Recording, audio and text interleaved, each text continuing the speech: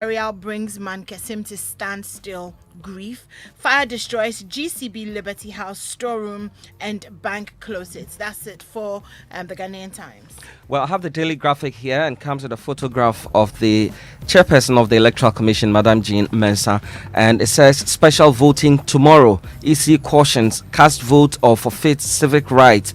Let me give you a bit of it since it will be a major event. The Electoral Commission has asked all persons who are on the special voting list to go and vote at designated special voting centers across the country on Tuesday, December 1, 2020, or risk missing out. So if you don't vote tomorrow, if you are listed as a special voter and you don't take advantage tomorrow, that's the end for you. You can't vote for on 2020. election day. Exactly. Other stories in the paper. Political parties predict higher voter turnout.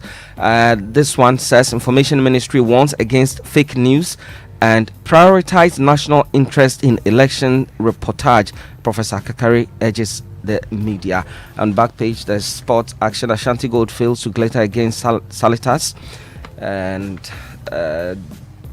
so those are the main stories in the Daily Graphic. All right, well, election-related issues basically on all the front pages. The Ghanaian Observer is talking about that fake news. NDC set to release fake news creates panic insecurity ahead of 2020 election. NDC's threats to the security agencies most unfortunate and retrogressive. That's according to the Deputy Minister.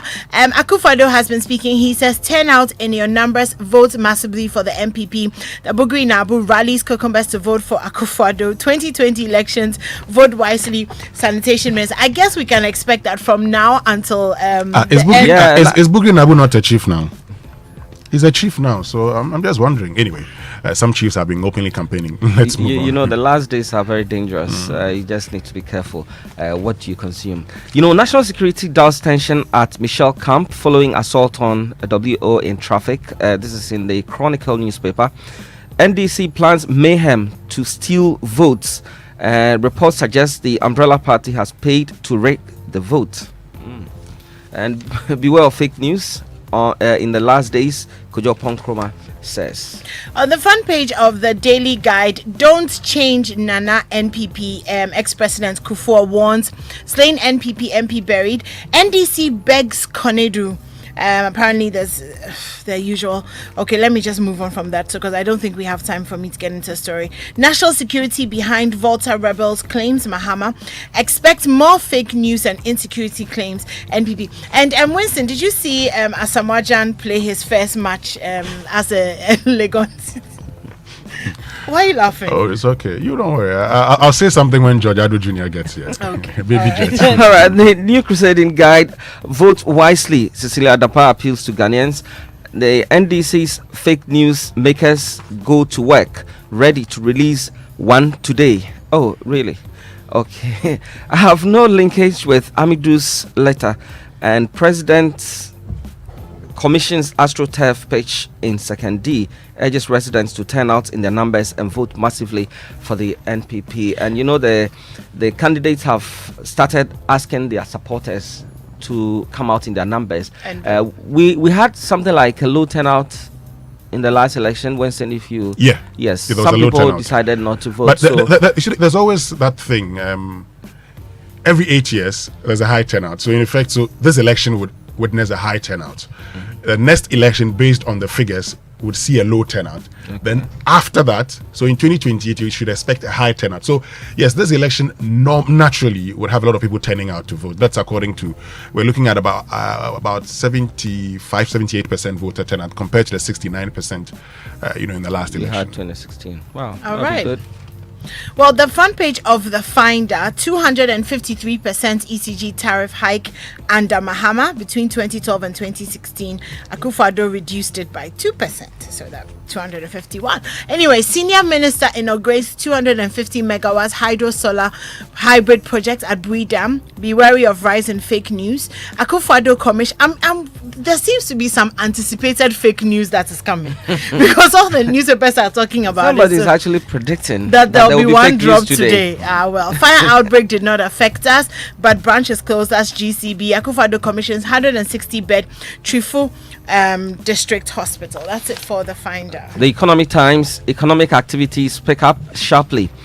Fate of a Japa deal hangs in darkness as deadline fast rolling amidst stiff opposition. and Ghana records $1.5 billion trade surplus.